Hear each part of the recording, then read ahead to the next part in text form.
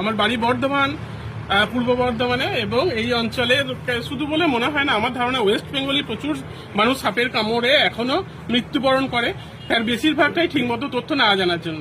আর বর্ষাকালটা তো বর্ষাকালে আমাদের দেশে কমপক্ষে 50,000 লোক সাপে কামড়ে মারা যায় প্রতি বছর।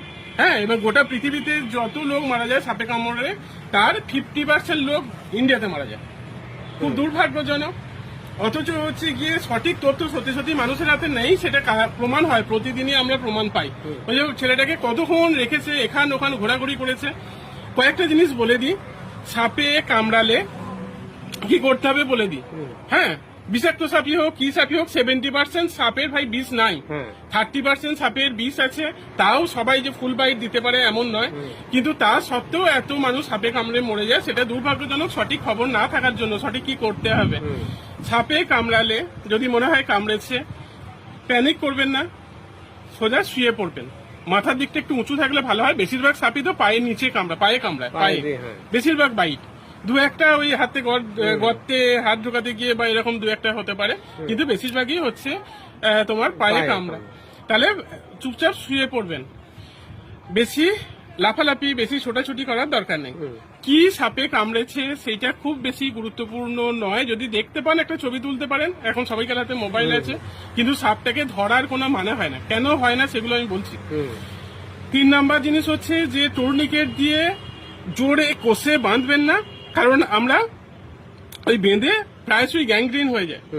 4 নাম্বার হচ্ছে যদি কামড়ায়, তাহলে যদি হাতে কামড়ায়, যদি আংটি পরা থাকে, পায়েতেও যদি যেখানে কামড়েছে সেখানে যদি কোনো কিছু পরা থাকে, তাহলে সেটাকে প্রথমে খুলে দেবে, কারণ কিছু সাপের ক্ষেত্রে ওই জায়গা ফুলতে পারে এবং পরে ওইটা নিয়ে আবার অসুবিধে তৈরি হতে পারে।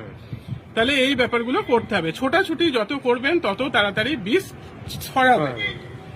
এবারে হচ্ছে গিয়ে, ঠিক আছে, ওরা যাবে নাকি, কোথায় যাবে? কেন আমরা এগুলো বলছি সেগুলো জানা দরকার, যে কেন টুর্নিকেট দিয়ে জোর করে বাঁধতে বারণ করছি, টাইট করে। সেটা না করে বরং হচ্ছে যে যেমন করে র্যাপ করা হয়, কোনো ফ্র্যাকচার হলে যেমন করে আমরা ক্রেপ ব্যান্ডেজ বাঁধি, সেরকম কোনো ওড়না বা কিছু দিয়ে ক্রেপ ব্যান্ডেজের মতো বেঁধে নেওয়া যেতে পারে। কারণ হচ্ছে যে সাপে যখন কামড়ায় তখন কোথায় কামড়ায়, স্কিনের জাস্ট নিচেটায় কামড়ায়। এরা কিন্তু ডাইরেক্ট ব্লাড ভেসেলে এই বিষটা দিয়ে দেয় না। তাহলে যে প্রোটিন, সাপের বিষ হচ্ছে প্রোটিন। যদি কোনো মানুষের গ্যাস্ট্রিক আলসার না থাকে, যদি সাপের বিষ খেয়েও না, কিছু হবে না। অদ্ভুত তথ্য। হ্যাঁ, তো ওইটা যে স্কিনের ঠিক নিচেতে ঢুকলো, সেখানে কি আছে না, লিমফ্যাটিক ড্রেনেজ আছে। সেটা উপরের দিকে লিমফ্যাটিক ড্রেনেজ গুলো থেকে গিয়ে তারপরে আস্তে আস্তে করে ব্লাডে মেশে। লিমফ্যাটিক ড্রেনেজের সাপ্লাইটা মাসেলের, যত বেশি মাসেল মুভমেন্ট হবে তত ওইটা তাড়াতাড়ি স্পিডে এগোবে। তাহলে আমাকে কি করতে হবে, যে রিল্যাক্স হয়ে যেতে হবে এবং হচ্ছে গিয়ে একটা র্যাপ করে নিতে পারলে ভালো হয়। হ্যাঁ, কিছু দিয়ে যদি জড়িয়ে ওড়না বা কিছু কাপড় বা কিছু যদি কেপ ব্যান্ডেজ থাকে, আর শুয়ে পড়তে বলছি। হ্যাঁ, যত নাহলে মাসেলের উপর চাপটা কম হবে এবং হার্ট রেটটা কমবে। যত বেশি প্যানিক করবে, যত ছোটাছুটি করবে, তত হচ্ছে অসুবিধা। আর কি বলছি, যে সাপটা কি কামড়েছে সেটা গুরুত্বপূর্ণ নয়, কারণ যে এভিএস দেওয়া হয়, আমরা হাসপাতালে যে এভিএস সাপ্লাই পাই, তাতে কি আছে না, তাতে বিগ 4 রকমের সাপের বিষ থেকে তৈরি হওয়া অ্যান্টিভেনাম আছে। 4 রকম কি কি? একটা হচ্ছে কোবরা, ইন্ডিয়ান কোবরা। 2 নাম্বার হচ্ছে ক্রাইট। ক্রাইট মানে কি, চিতি সাপ, ডোমনা চিতি বা এই ধরনের যত চিতি সাপ আছে। আর 2 রকমের হচ্ছে ভাইপার। ভাইপার মানে আমাদের গ্রাম বাংলায় যেগুলোকে বলা হয় বোরা সাপ। বোরা সাপের 2 রকমের আছে, একটা হচ্ছে যে স্কেল ভাইপার, একটা হচ্ছে রাসেল ভাইপার।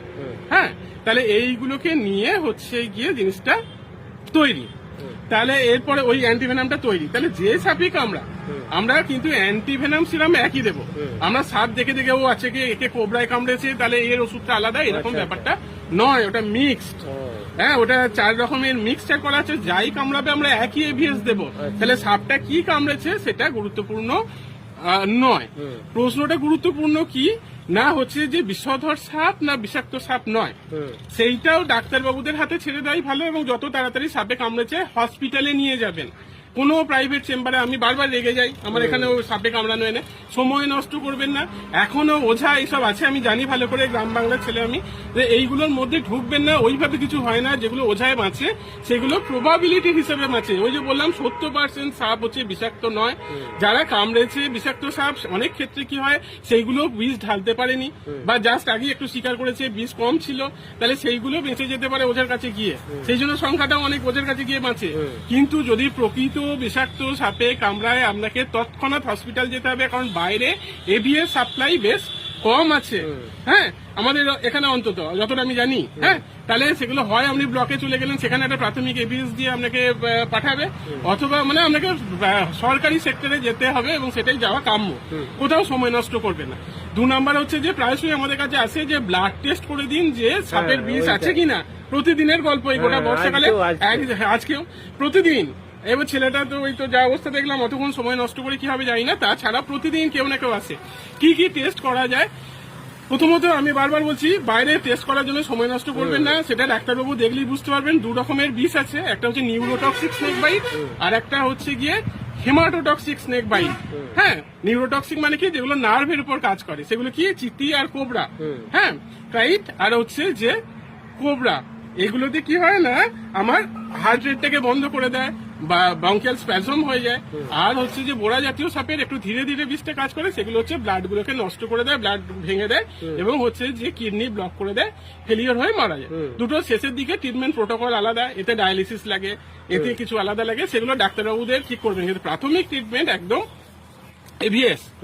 ঠিক আছে, তাহলে ওই করে সময় নষ্ট করে একদম কোনো লাভ নেই। যে কি কামড়েছে কি হয়েছে ডাক্তারবাবুরা দেখলেই বুঝতে পারবেন। যে সাপের নিউরোটক্সিক স্নেক বাইট হয়েছে, কিছুক্ষণের মধ্যেই তার পেটে ব্যথা হয়, বমি হয় এবং বাংলায় যাকে বলে টোসিস মানে শিবনেত্র হয়ে যায়, চোখগুলো বন্ধ হয়ে যায়। আমরা ঢুকলে, যখন আমরা হসপিটালে ছিলাম ডিউটি করি, তখন দেখলে বুঝতে পারি যে এই পেশেন্টটার সাপে কামড়েছে, মনে হচ্ছে তার চোখগুলো যখন বন্ধ হয়ে আছে। নিউরোটক্সিক স্নেক বাইটে সহজেই বোঝা যায়। হিমাটোটক্সিক স্নেক বাইটে বিষটা ধীরে ধীরে কাজ করে, কিন্তু সেটার জন্য একটু টেস্ট আছে। নিউরোটক্সিক স্নেক বাইট ক্লিনিক্যালি বোঝা যায়। আর হিমাটোটক্সিকের ক্ষেত্রে হচ্ছে কিছু টেস্ট আছে, সেটাও হসপিটালেই করা হয়। একটা টেস্ট করা হয় 20 মিনিট WBCT। হ্যাঁ, 20 মিনিটে হচ্ছে যে একটা কাঁচে স্বচ্ছ পরিষ্কার ভায়ালে 2 ml ব্লাড নেওয়া হয়, দিয়ে দেখা হয় সেই ব্লাডটা জমছে কিনা। যদি তাতে অ্যান্টি কোয়াগুলেন্ট মেশানো হয়, যেটা হেমাটোটক্সিক স্নেক বাইটের বৈশিষ্ট্য, তাহলে বোরা জাতীয় সাপে, তাহলে ওটা জমবে না। তখন আমরা বুঝতে পারবো যে ওটা কামড়েছে বিষাক্ত। 20 মিনিট WBCT টাইমটা যদি 20 মিনিট থেকে ক্রস করে যায়, তার আগেই জমে যাবে এই টেস্ট। আর একটা হচ্ছে যে কিডনি ফাংশন টেস্ট হয়, ইউরিয়া ক্রিয়েটিনিন, সেটা তো একটু পরে চেঞ্জ হয়। আর ইউরিনে দেখতে হয় যে রক্ত আসছে কিনা।